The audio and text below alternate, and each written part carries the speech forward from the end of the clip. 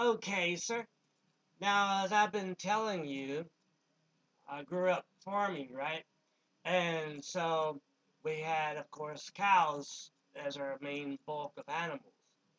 We had lots of calves, and we had chickens, and there was a point where we had some sheep. Now, I don't like sheep. The sheep have no common sense whatsoever. And when I worked for a dairy farmer later, he said he was going to get some sheep. I said, well, please don't have me work with sheep. I hate sheep. He said, okay. And so he never asked me to help with the sheep. And I was grateful because I just don't like working with sheep. They're dumbheads and you can't do anything with them. And they're always looking for a place to get out. And when they find a place to get out, they are out. Sheep, you can have your sheep. Just leave me out of it. All right? Thank you. But anyhow, the calves I can deal with. Any day of the week I can play with a calf. I can, you know, one thing I don't particularly like is dehorning calves. Now, I mean, I can do that for you, but it's not my cup of tea, really. It's not something I enjoy doing. And I think it's mean to the calf, but I understand it needs to be done and all. But I'd rather do something else. So anyway, we had, of course, the cow barn, and I would often sit out there in the cow barn as a small child, just sit there. You know why I would sit there?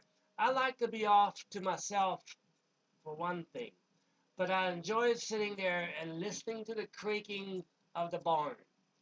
As the temperature rose in the morning and the sun shone on the roof of the barn, it would creak. I enjoyed that sound, you know. It would be creaking all day long with the rise of the temperature and the fall of the temperature. And with the wind whistling through here, through this barn that I'm sitting in, that there barn, you could feel the wind whistling through it sometimes if it was open, if the doors were open. But on the other hand, it was just whistle around the barn. Anyhow, I enjoyed the creakings of the barn. I know a lot of people get creeped out at the creakings of the barn, but I enjoy that kind of thing. And so I sat there a lot just to hear the creaking of the barn and to think. I often sat thinking. I was a thinker. I always have been a thinker. And it's amazing to me how some people just don't think. They go through life without thinking. They do what they're told. They think what they're told to think. They don't think things through. And you see people sitting in a traffic light, they're not thinking. You can tell they're not thinking. When the light turns green, they're not going.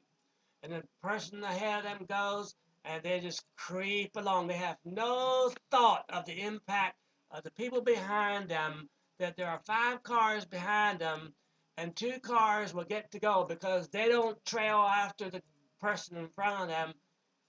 And there'll be at least 2 cars that will have to sit there at the next red light because they couldn't get through because they poked behind that car and left about 4 car spaces between themselves and that car ahead of them. That is so annoying. I don't know what to say about it except it's not thoughtful. That's my thought on thoughtlessness. Okay, so think about it.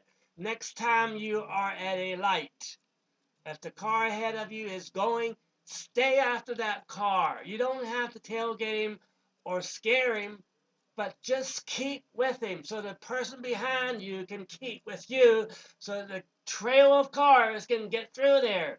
There's a lot of gas wasted at traffic lights these days because they are not censored. They're on timers, and you can be sitting there for 2 minutes and nobody is going from any direction, and you're just sitting there. And then when the person in front of you does not make a move, you can end up having to stay there another 3 minutes with nobody else going just because that you didn't think. So think, please. Okay, This was not going to be a think tank speech here. I was talking about the animals, was it not? Okay, but it's because of your pokiness that I got off the subject onto a rabbit trail. Oh, yeah, we could talk about the rabbits in the fields and in our rabbit hutches. I'll leave that for another day, but sometime if you enjoy thinking or want to train yourself to think, go out, find yourself a friend that has a barn. Just go out, sit in the barn, listening to the creaking, and go to thinking. How can you make life better for yourself and for other people in your life? Yeah. How can you make life better for the people around you? That's what you should be thinking about. Yes. Now we're on to something, right? Thank you very much.